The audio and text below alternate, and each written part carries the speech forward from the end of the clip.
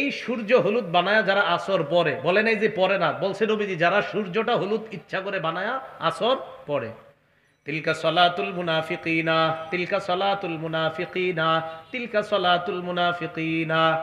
নবী বলেন যারা ইচ্ছাকৃতভাবে সূর্য হলুদ বানায়া আসর পরে, এটা মুনাফিকের নামাজ, এটা মুনাফিকের নামাজ, এটা মুনাফিকের নামাজ। আবু দাউদ 413 নম্বর হাদিসে আছে যে নবী বলছেন এটা মুনাফিকের নামাজ, এটা মুনাফিকের নামাজ, এটা মুনাফিকের নামাজ। কামা ফানাকারা আরবাআ, দাঁড়ায়া কোনো মতে মোরগের মতো 4টা ঠোকর দেয়, আল্লাহু আকবার, সামি আল্লাহু আকবার, আল্লাহু আকবার, এরকম 4টা ঠোকর দেয়। ওই যে সূর্য ডুবে ডুবে তো তাড়াতাড়ি আপনার 4 রাকাত নামাজ পড়ে। নবীজি সাল্লাল্লাহু আলাইহি সাল্লাম বললেন এটা মুনাফিকের নামাজ। বলেন ভাই ভুলগুলো তো আমাদের হয়ে যাচ্ছে, হ্যাঁ?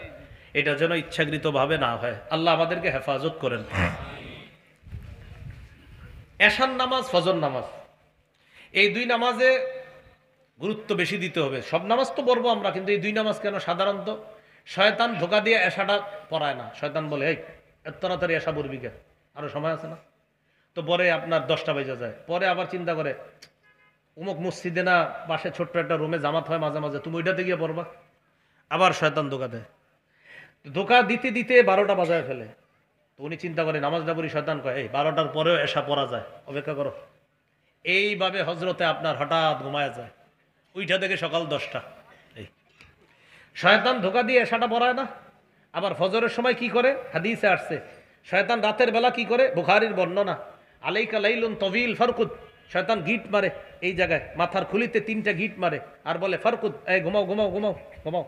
হাদিসে আসছে তোমাদের কেউ যখন ঘুমাও তখন কি করে, শয়তান 3টা গিট মারে এখানে আর বলে আলাইকা লাইলুন তবিল, এই রাত অনেক লম্বা আছে, ঘুমাও ঘুমাও আরো ঘুমাও, এরকম বুঝায় আপনার শয়তান। দেখবেন ফজরের সময় শরীর এত ভালো লাগে, ও মেসেজ করে দেয় যে ঘুমাও। তো যখন আপনি উঠা যান, উঠা যখন দোয়াটা পড়েন সাথে সাথে 3 গিটের 1 গিট খুলে যায়। যখন অজু করেন 2 নাম্বার গিট খুলে যায়, রইল কয়টা? একটা। যখন ফজর পড়েন তখন আপনি বুখারীর বর্ণনা ফাসবাহা নাশীতান নাফসি, তখন উৎফুল্ল মনে তার সকালটা শুরু হয়। ইনশাআল্লাহ আমার একটা সংকলন আসবে বাজারে, উৎফুল্ল মনে প্রভাত, ইনশাআল্লাহ এটা কিতাব আসবে, উৎফুল্ল মনে প্রভাত। তো এই হাদিস থেকে অনুপ্রাণিত হয়ে এই কিতাবটা ইনশাআল্লাহ রচনা করার চেষ্টা আছে। তো উৎফুল্ল মনে সকালটা তার শুরু হয়। তাহলে 3 গিট খুলে কিভাবে, উইঠা দোয়া পড়লেন 1 গিট, অজু করলেন আরেক গিট খুলে, নামাজ পড়লে আরেক গিট খুলে, সত্যি সত্যি দেবেন ফজরটা পড়ার পর শরীরের মধ্যে একটা চাঙ্গা ভাব কাজ করে। আল্লাহ আমাদের সকলকে এশা ফজর অন্যান্য নামাজের পাশাপাশি এই 2টা সালাত আর ওই যে আসর এগুলা গুরুত্ব দেওয়ার তৌফিক দান করেন। রাসূলুল্লাহ সাল্লাল্লাহু আলাইহি সাল্লাম বলেন মান সাল্লাল ইশা ফি জামাআ, কেউ যদি এশার নামাজ জামাতে পড়ে ঘুমায়ও থাকে, অর্ধেক রাত জেগে ইবাদত করার সওয়াব আল্লাহ দান করবেন। ওয়ামান সাল্লাল গাদাতা ফি জামাআ ফাকান্নামা সাল্লাল লাইলা কুল্লাহ, কেউ যদি ফজরের নামাজ জামাতে পড়ে আল্লাহ তাকে সারা রাত নামাজ পড়ার সওয়াব দান করবেন। আপনি এশা জামাতে পড়ে ঘুমায় গেছেন, ঘুম থেকে উইঠা ফজর পড়ছেন আর সারা রাত কোনো ইবাদত করেন নাই, এশার নামাজ জামাতে পড়ে ঘুমায় গেছেন, উইঠা ফজর পড়ছেন, বাস এই 2টা নামাজ আপনি জামাতে পড়ছেন, নবীজি বলেন তুমি সারা রাত ইবাদত করলে যেই সওয়াব হইতো ওই সওয়াব আল্লাহ দিয়ে দিবেন। তাহলে 5 ওয়াক্ত নামাজে গুরুত্ব দেওয়া, কতগুলো? 7। 8 নাম্বার জামাতের সাথে নামাজ পড়া।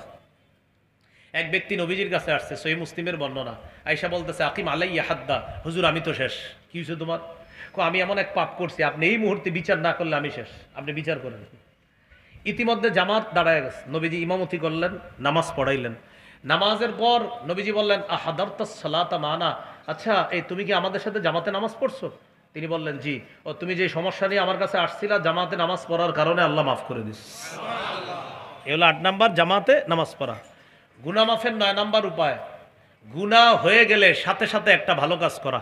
আমি কিন্তু বলি নাই গুনাহ করে ফেললে, বলছি গুনাহ হয়ে গেলে। কারণ এক চালাক মানুষ আছে, এরা আবার কি করবে, এই বয়ান উল্টা বুঝা এখন থেকে একটা গুনাহ করবে, ভালো কাজ করবে। বিষয়টা কিন্তু এমন না, আমি বলছি গুনাহ হইলে। মুসলমান গুনাহ করতে পারে না, মুসলমানের গুনাহ শয়তানের ধোকায় হতে পারে। একটা গুনাহ হয়ে গেলে সাথে সাথে একটা ভালো কাজ করা। তিরমিজির হাদিস 1887 নম্বর হাদিস, রাসূলুল্লাহ সাল্লাল্লাহু আলাইহি সাল্লাম আবু যর গিফারি রাদিয়াল্লাহু তাআলা আনহুকে বলেন ইত্তাকিল্লাহা হাইসুমা কুনতা, যেখানে থাকো আল্লাহকে ভয় করো।